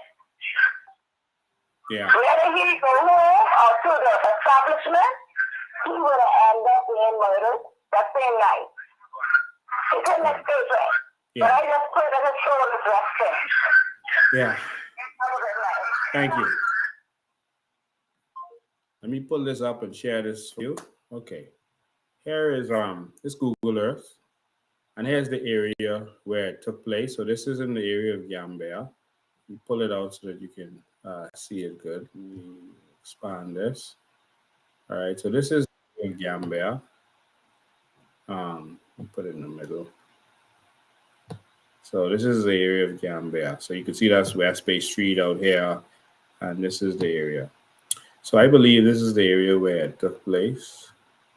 This area around here. So I believe that this is the unfinished building that the commissioner was talking about. This building right here, and this the house where the bar is. All right. So the bar is behind in the back of the yard where these trees are. It's in the back of the yard. All right. So I believe that this is where it is. And so everything took place in the back here. So apparently the cars came, waited, I guess, somewhere around here. When Dawn came and went in, because you walk on the side of the house right here, you can walk on the side house and then you go in the back of the yard. So when Dawn came in, they came in after he settled down, they came in here. And everybody ran. Some people ran, I guess, this way, but Dawn tried to run this way, and he fell right here between the two buildings right here. So the commissioner had said on the side of the building, but this is the southern side of the building. This is south. The eastern side would be in the front of the yard. It's the front of the house. And so he came and fell right here. All right. And so there's a sign that says CCTV right here. There's a sign. So the commissioner was standing right here doing that interview in front almost of the sign. All right. And so for him to say that the police would have to go and look to see if there's any walk around to see if there's any CCTV or whatever, I don't know what he was talking about. And so this is where this thing went down. All right. So this is a house. And so you go on the side, and in the back of the yard is where they hang out. There were 5 or 6 people there. This ain't no place to rob. So this ain't like in a storefront or anything like that, that kind of bar, etc., where they got a POS system and all that stuff. No. This in the back of one yard, under a tree. So you go right under these trees, and that's where they hang out. So that's where this took place. All right. So I am perturbed and disturbed. And all I'm saying, all this is to say I'm not saying this to convince anyone one way or another about this case. I'm saying this to say that the Commissioner of Police needs to do a proper investigation. Maybe you did arrest the right young man, but we need to know who they were working for. Who were they working for? Who sent them? Because the story was, I stuck everybody up, and we can't even say if Don was robbed. What do you mean you can't say if Don was robbed or not? That's what they said at the end of that other video. And my videos have disappeared, by the way. I don't know if they hacked my system. That the video I was playing, it's gone. Everything just went away. In any event, at the end of that video, they said that they couldn't tell if he was robbed or not. Like, seriously? You can't tell if his wallet is gone, if he had anything on him. You can't tell?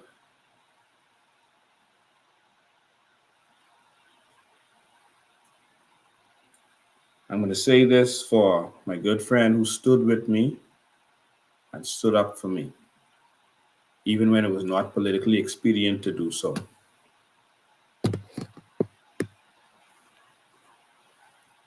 I do not believe that it was a robbery. Take another call. That's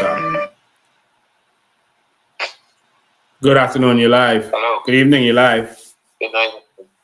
Good night, Mr. Ben. How you doing? I'm good. How you doing? I'm good. I just want to give my input. Go ahead. This case, this wasn't a robbery. It's a hit. Because think about it. A person trying to rob three guys robbing a person. Don't you think they wait till a person get a loan? Now, my input is, I think they wanted him to go where people was, right? Mm-hmm. Make it look like it was a robbery, but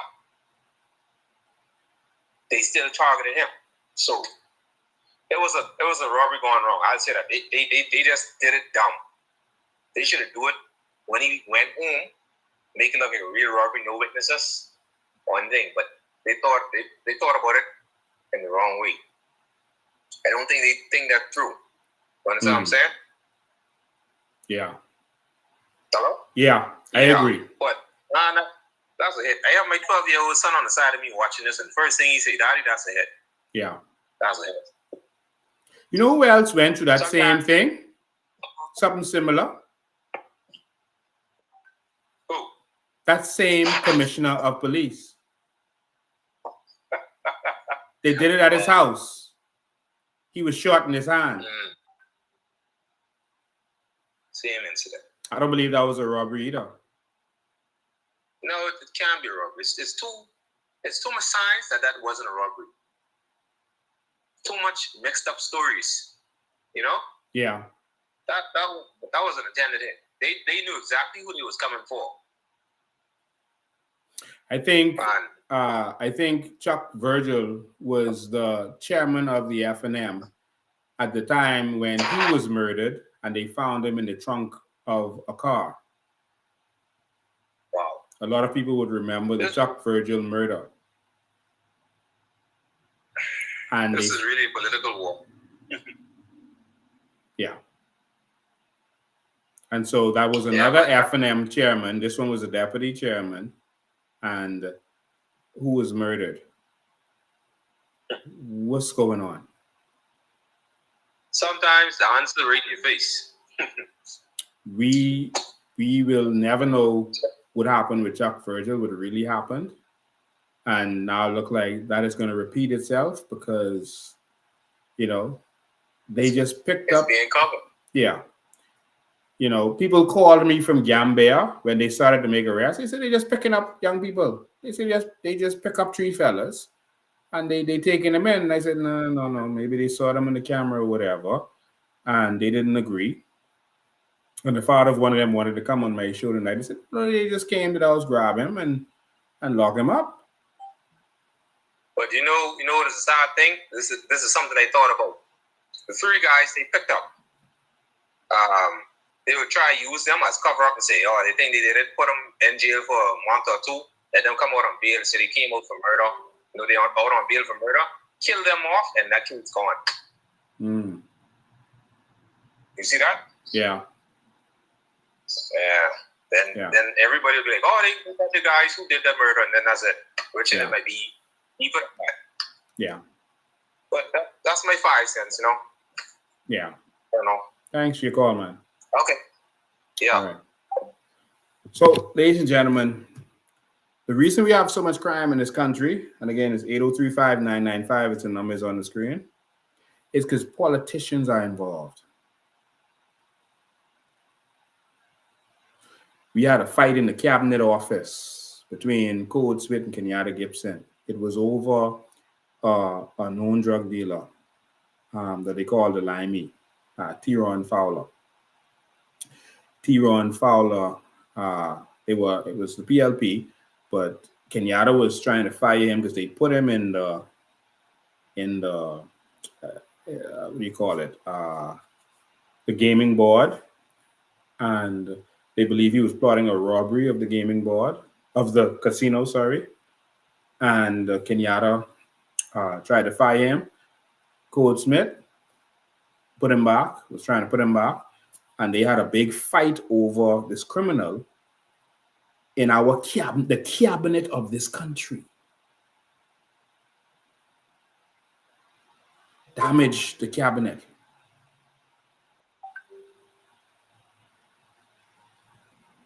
This criminal wrote a book. I told you that before. He wrote a book about all of the corruption because he believed he was set up by the PLP to get locked up in the US because he knew too much. And he went over there and was locked up, did his time and came out. And he wrote a book. He was angry at the Progressive Liberal Party. And he wrote a book and put a lot of things in that book. Basically, that he was doing certain things on behalf of politicians. That he was arrested for having a false passport, but it's the politicians, the PLP politicians who gave him the passport. And he wrote a book and put a lot of this stuff in the book. And then he approached me and a couple other people. There was a white gentleman, I don't remember his name. He used to do a column in the papers. I'm sorry, I don't remember his name. He had an office off of Shirley Street, around High Vista and around those areas. He had an office there. And T-Ron wanted his book to be edited, and it showed all of the dirt, how they use the criminals, and then after they use you, they either cause you get locked up, like die stubs them 90, etc. They use you, cause you get locked up, or cause you to get killed because you know too much. They finish using you, they use someone else. He put a lot of stuff like this in his book, and he wanted that gentleman to edit it, and he came. The gentleman took the book. I don't know if it's a full book or a portion of the book. I think he gave him a portion of it. And I told him, if you gave that fella that book, you in problems. And I'll finish telling you this. Let me just take the call. Good evening, you're live. Hey. How you doing? Good night. All is well? Yes. Everybody listening to me under the sound of my voice. Let me tell you something, yeah? You see this Mr. Lincoln band? He don't be selling no dream, Bro used to be on target, Me and Tion used to wait to get in the hotel. I'm not going to call the hotel name. Wow. Very corrupt young man. Mm-hmm. Mr. Band used to be, I don't care what they say, but you, brother. I sit in my chair right now that's listening to you. Wait, and you crossing so much T's and dots, so much I's, brother. Used to be on target, brother. I know Tion. Very corrupt. Untouchable when he's even in the hotel. Yeah. Have a nice night, yeah, brother. All right. Good night. Yeah, that Tyrone Fowler is the one who, remember when there was the punch? The punch would say that there was a particular fella from the gaming board who would be in Perry Christie's house and would answer Perry Christie's door. And they ran out and said he would answer Craig Christie's door in underwear sometime in his boxes or whatever. So that's the T-Ron fella that I'm talking about. And T-Ron approached me with this book because he wanted it edited because he wasn't good with English and all that stuff. And he wanted to know from me, because I was fighting these corrupt politicians for so long. He wanted to know how to do it and, and stay alive. He didn't care. He felt he was bad, and they couldn't touch him. He knew so much, whatever. I said, listen, when I read the book, he gave me the book and I read it. When I read the book, I said, T-Ron, these people are going to kill you for what's in this book.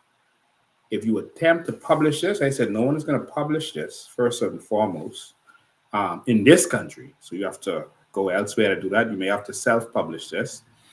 But the minute you attempt to publish this, you're going to be gone. I said, I don't have time for that. I'm not interested. Let me turn you over to someone who could help you with the English and all that kind of stuff.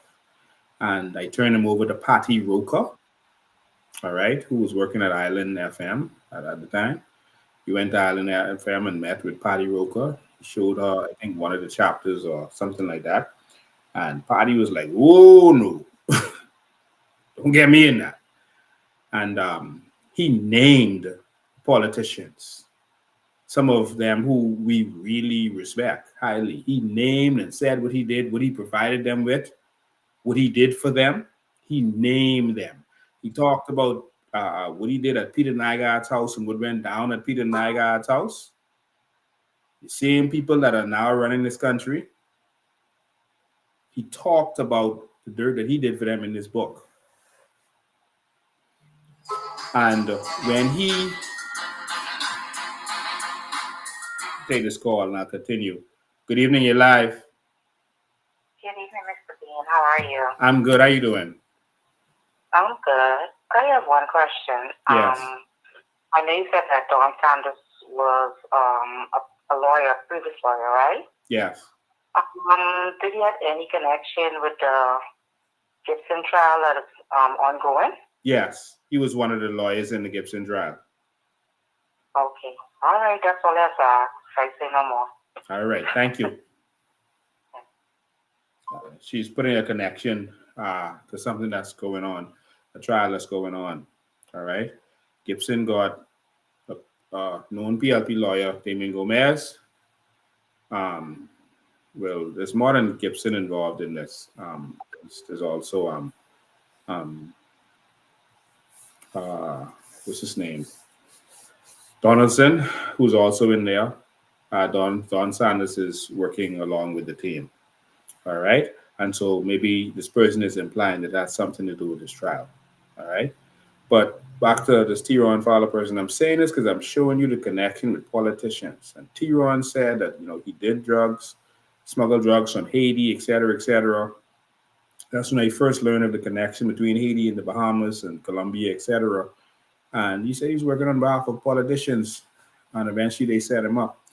But he had the book. Patty Roker said no. And I told him, well, you on your own. And one time I did drop him to Perry Christie's house, once or twice, to Perry Christie's house when he wanted to meet with me to ask me questions on what to do. And I said, bro, I'm not getting in that. That's your fight. But I can tell you now, if you go and attempt to publish this book, they're going to come for you. Be ready. And they found him on Hannah Road, burnt up in a car. The shotgun was in the car because he always traveled with the shotgun. On Hannah Road, burnt up in the car.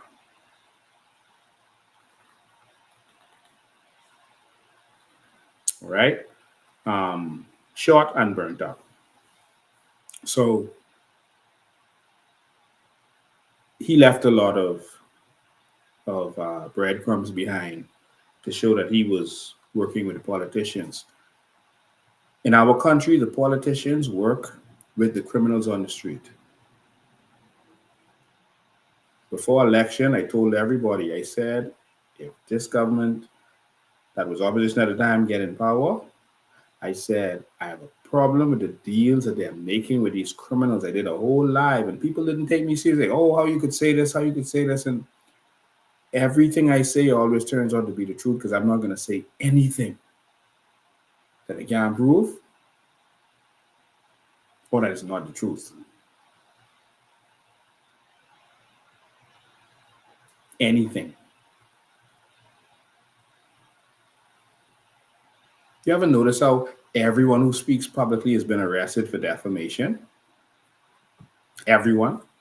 You name it, everyone. Arrested, sued, whatever. Even the newspapers have been sued for defamation. All of them. Punch, Tribune, Guardian, I think. You ever see them arrest me or sue me for defamation?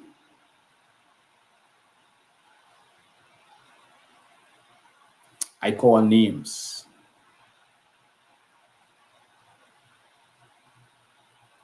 But I always speak the truth. Bahamas, our crime problem is because of the politicians. I wish I had more time in this live to talk about that, but we have to explore this because it's the only way we can free our country. All this talk about all these solutions for crime and this and that, listen, none of them will solve crime.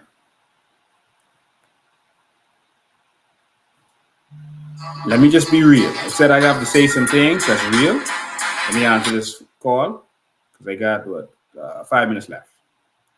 Good evening, you're live. What happened to Don? I'm biased. Yeah. You were right about Tehran. I don't think nobody ever found the manuscript where he had basically left with all the details. But this is starting to look like Jamaica back in the 70s. I have the manuscript. When Marley got shot in Jamaica, this is what it's looking like now in this country. Yeah.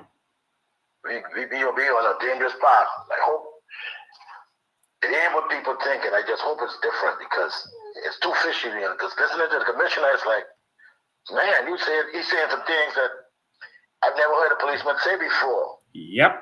And you just come to the conclusion this is a robbery? And that place look like that down like in Gambia, that sound like that's Rhodes where I used to go. They don't have no money around there, man. No, and everyone know they don't have no money around there. No, it's impossible because for him to walk up and then all of a sudden nobody gets robbed, nothing, and then you can tell me, oh, it's a robbery? I ain't buying that, bro. I'm sorry. I've been this way too long to hear foolishness. Yeah. That's all I call this thing, man. I mean, it's too fishy. Yeah. All right. Yeah, it doesn't add up. I mean, we got to be fools to believe this nonsense. Thanks for your call, man. This is how politics works in this country. The politicians buddy with the street people in order to get influence on the street. And after you done buddy and get them to work, you get them on your payroll, you can't arrest them. You can't touch them. And this is the problem. This is how it works. And this is one of the reasons we have so much crime in this country. I'm just being real. If Pintard gets in, Pintard is known for associated with these same kinds of people. Emperor, the drug dealer from Fox Hill area, etc. Michael Pintard is known for hanging with them and these other persons. Toby and Bobo. Come on, man. This is our country. I got to speak. I got to be real. I can't cover up. Good evening. You're live. Yes, good afternoon, Mr. Vane. Good afternoon. Yeah, I want to ask you a question. Have Don Saunders ever represented the COI members at any given time? Yeah. Oh, sorry. Dropped the phone. Oh. Don Saunders actually showed up, and when I did my press statement, I put that in there. Don Saunders showed up when we were arrested on Terracom, when I was kidnapped by the police, and others were arrested falsely on Goodman's Bay. Don Saunders showed up for the hearing to assist right there and then because our lawyer had another case, so he did assist then. Wow. Thank you very much. All right. Yeah, and Don did that even though it was not politically expedient to do at the time. All right, it was a big risk for him to do that. All right, so this is how politics in this country work, and we're not gonna have a solution to crime as long as you have corruption from the top. And this is the problem that we are having right now. We have corruption from the very top in our country. You would have seen recently live, thousands of you, tens of thousands of you watched where police were sent to Aaron's building. Someone had documents for a different building, using it as that building. And all of the police who came before looked at it and said, no, they're saying this building. But then they called persons in the politicians, I guess, who gave instructions to the police to go there and break the law. All right. When this kind of stuff is happening in our country, I mean, serious. There's a recent situation with police with $90,000 or something like that from a businessman. The businessman basically got robbed, and so basically what they're saying is, let me see if I could, let me see if I could make sense of this. Basically what they're saying is, give me one sec, because I want to make sure I say this properly. Basically, they are saying that the deputy commissioner of police, the one who went and arrested all those people falsely on Cabbage Beach, that same deputy commissioner of police, he is now tasked with investigating that same situation. We have it here. Sorry, no, we don't have it here. Yeah, he's now tasked. Sorry, I don't have it yet lined up. But he is now tasked with investigating. Let me see. Here it is.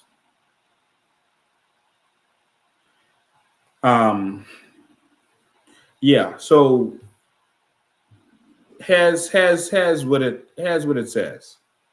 All right. Just want you to see that.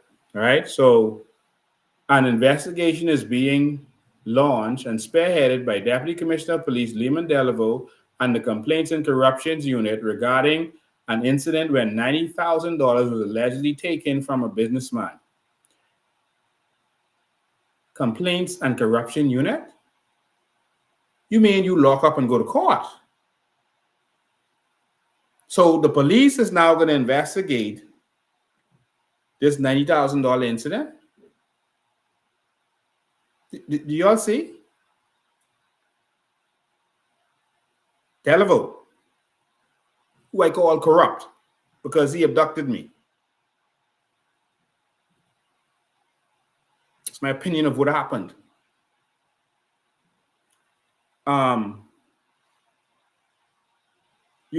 The Complaints and Corruption Unit is going to investigate that, and not you lock up, go to court, let the court deal with that. That's where we are. That's where we are. I'm going to have more on crime. We need to have more solutions on crime in this country. We have to. Our country is in problems, serious problems. There's more I wanted to say. Time flew by on me. There's much more I wanted to bring to your attention. But we're in trouble, Bahamas. We're in serious trouble. We're in serious, serious trouble. And the crime problem, 100% the politicians. 100% the politicians. Certain things don't get touched. The crime problem is 100% the politicians and their control over the police force. The last commissioner of police said that the prime minister used to make him do things that he didn't want to do. This one, same. The criminals are getting government contracts. Drug dealers are getting crown land, government contract. Drug money is building our buildings. That building in West Grand Bahama, 8 Mile Rock, that took 10 years And it wasn't until we went there and exposed what was really going on that it really changed. That building was being built by someone who was arrested and charged for drugs. Arrested and convicted for drugs, money laundering, etc. Building our nation right now under this administration. I told you all before election, I said, crime is going to increase. I said, we're going to get flooded by legal immigrants. Immediately after election, we started to get flooded. Immediately crime started to increase, started to go crazy in this country. All right. Everything that I've said is coming to pass. Now, we have a chance for a new Bahamas. Y'all, let's fight for our country. Stand with me. Our convention is coming up. Our party is going to officially be formed. And we are getting ready to take this country back from the corrupt persons who have been failing us. Don't tell me the country been doing good after 50 years when we don't have a hospital, a new hospital. Don't tell me the country doing good when we can't get electricity together. We can't get education together. We can't get crime together. And all of our problems is because of corruption. All of it. We'd have more conversations about this and more on the solutions. The solution to crime is to remove the PLP and the FNM. That's the only solution to crime. Remove the PLP and FNM because the two of them use the criminals to do their bidding. Take this commercial break, and I'll come back and wind this up. And the bass keeps Bahamas! Oh, Bahamas! Do you know what time it is? It's convention time! In this context, there's no disrespect. Convention is here! Convention is here! Convention is here! Convention is here! Everybody, let's get into it. Get stoned, get it started, get it started, get it started. Let's get it started. Let's get it started in here. Let's get it started. Let's get it. That's right. Coalition of Independence National Convention is here. Under the theme, Rise of the New Bahamas, April 13th, 2024. All right, ladies and gentlemen, that is all for the night. There's more I wanted to talk about, but there's a lot more going on. Someone said that the book didn't materialize. I have the book. All right. When Tyrone died, the police, in fact, BK Barnaby was investigating it. He called me, brought me in, and asked me for the book. I gave him a copy of the CD with the book. All right. And so all these politicians know what's in the book. Male politicians, female politicians, et cetera, et cetera. There is an underground war going on that the general public don't know about. And a lot of these criminals are used as minions. And I want to say this to all of the criminal element out there. Stop letting these politicians use you. It's only temporary. It's fading. When you know too much, they're going to get rid of you. They can jail you. Or they're going to make sure you're dead. That's why they let all the killing happen. Because now they don't have to give you what they promised because you're dead. We need a new Bahamas. This one is broken. This isn't working. Stand with us. All right. So convention is next week Saturday. That's April 13th. Nomination is on Saturday. And so if you're a delegate and you want to nominate someone, or you're a delegate and you want to be nominated, that's your day to make sure that you are there. The leader and all positions are available. The leader and deputy leader positions are governmental positions. So you have to be someone who wants to run because you could be the treasurer and not be in government, but you can't be the leader or deputy and not be in government. So those positions you have to have applied or apply for to be a candidate so that we know that you actually are going to be running. So all other positions, anyone can be in those positions. and come and represent. Come and stand with us. Don't just encourage us and tell us keep going. Come stand with us. Come go with us. Come go with me, man. Stand with me. I'm not afraid. There are people calling me every day saying, Lincoln, your life is in danger. Yeah, they've been saying that for years. Lincoln, your life is in danger. Watch out for these people. They're dangerous. You know, they just get rid of people. They just kill people. I believe that this is a move of God, and this is a move whose time has come. Our country is being swept from under us. The foreigners are benefiting from our country, and we are not.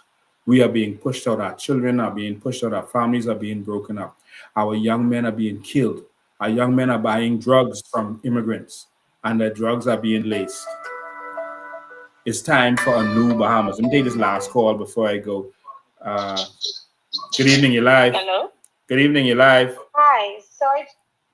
Hi. Yeah. So I just wanted to add one nugget to this.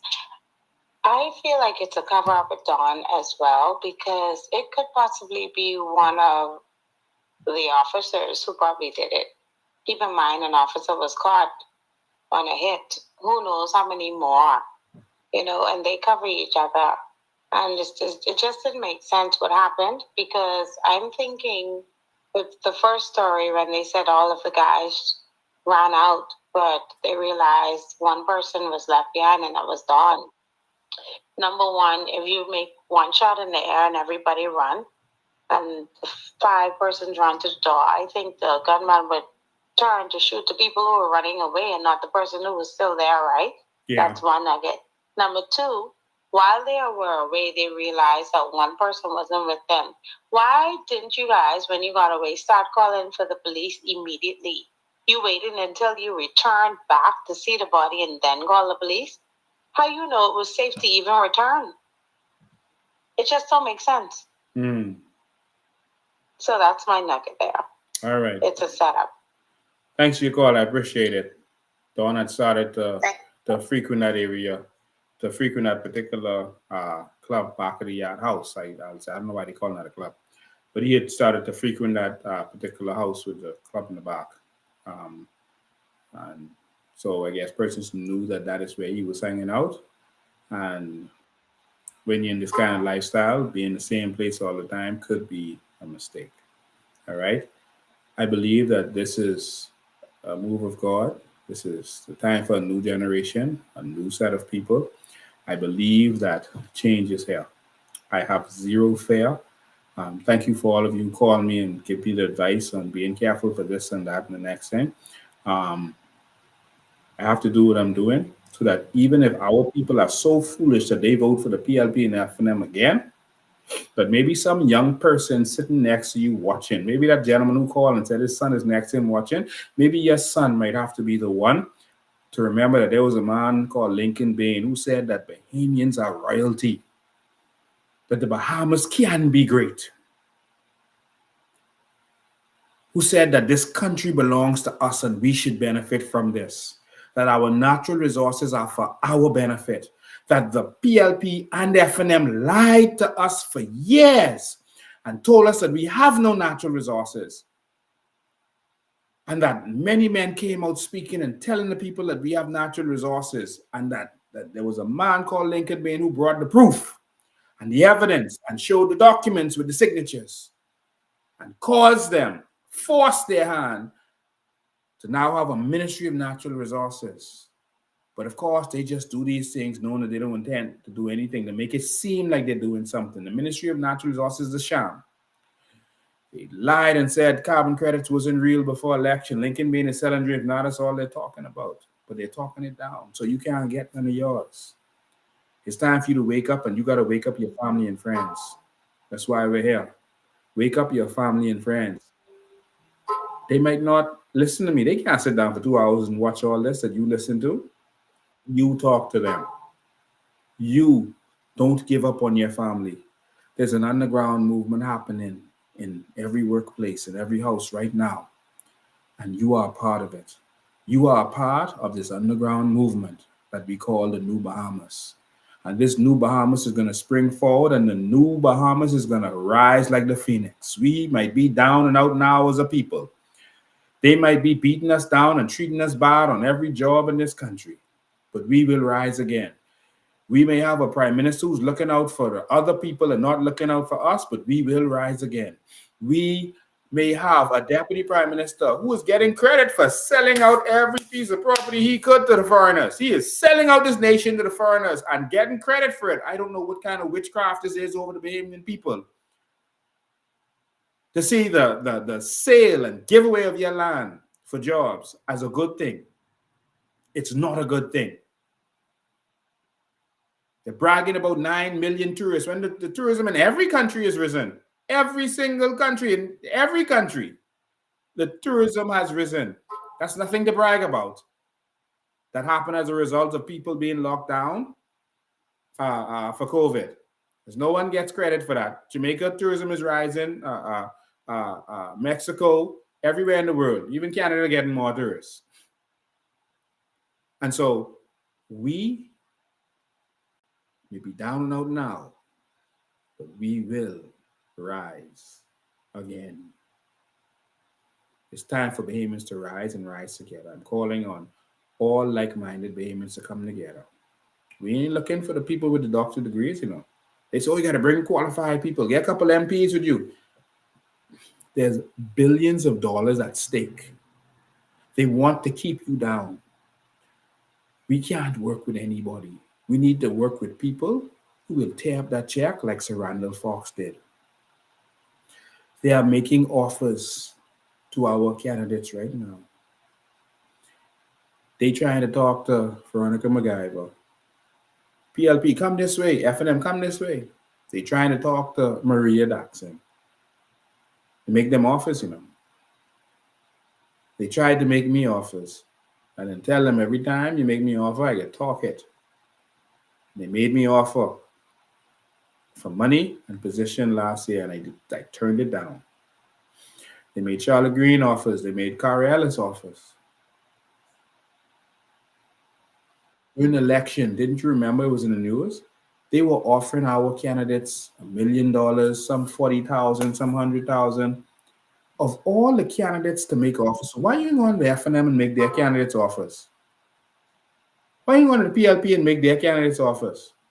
Why didn't you go to the DNA? Why you come into the COI and that's the only party who making offers too? One person took an offer and stepped aside. But the rest of us are strong. And we're ready for change. We're going to convention. We're going to rally the troops and then get ready for war. Join us. Join us in this righteous battle to save our nation.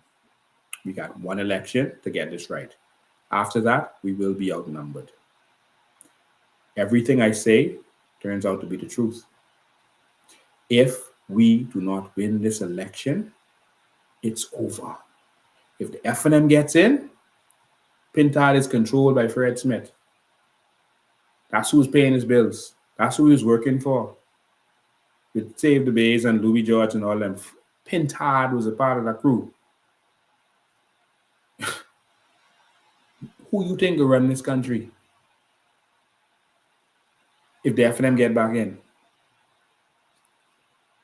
They can overrun us. You notice all this breaking down because COI has forced them to do demolitions. At first they were saying, oh, there's no shantytown problem. That ain't no true. That's a lie. There's no immigration problem until we went in the shantytown and did the video. Someone said, they can start going to them shantytown for them people to attack you in my country. Well, if someone could attack me in my country and get away with it, we don't deserve to have no country. I got to fight for this. If you ain't want to fight for it, I can fight for this. Come, bring your cutlass, your gun, whatever you got, but this is my country and you cannot have it. But notice, with all the demolition, Luby, Fred Smith, none of them saying nothing. Y'all wake up. Y'all wake up. Because if they keep it with Brave, they continue the invasion of this country. If they swing it to Pintard, it gets even worse. Because now, remember, Luby was traveling with Fred Smith then. to go lie on the country. And all the Pintard them was caught up in that. Don't wake up. If you let FNM get in, you're done. You let PLP get back in, you're done. All of y'all can't leave and go to Canada. And Canada is more expensive and worse than the Bahamas. Don't think that's easy. We got to fix what we got. And this is why we fight. Thank you all for tuning in. Appreciate you. I love you. Only one country we got. If we don't fight for this, we're in trouble. Make sure that each and every one of you don't come by yourself. Bring someone, come to the convention at the Marriott. If you're not a delegate, you can't come to the morning session, but you can come to the evening session. We want everyone to come to the evening session, and let's rally together and fight for this one little nation we got. There's nothing else we got. This nation is ours. Come help us stand up and fight for this. You're not standing for a party. You're standing for your nation. You're standing for your generation. It's time. It's time for Bahamians to rise. Tired of them empowering the foreigner. It's time for Bahamians to rise. Let's rise. Let's rise together. And let's save our nation. God bless you. I do this because I love my country. I do this because I love you as a Bahamian.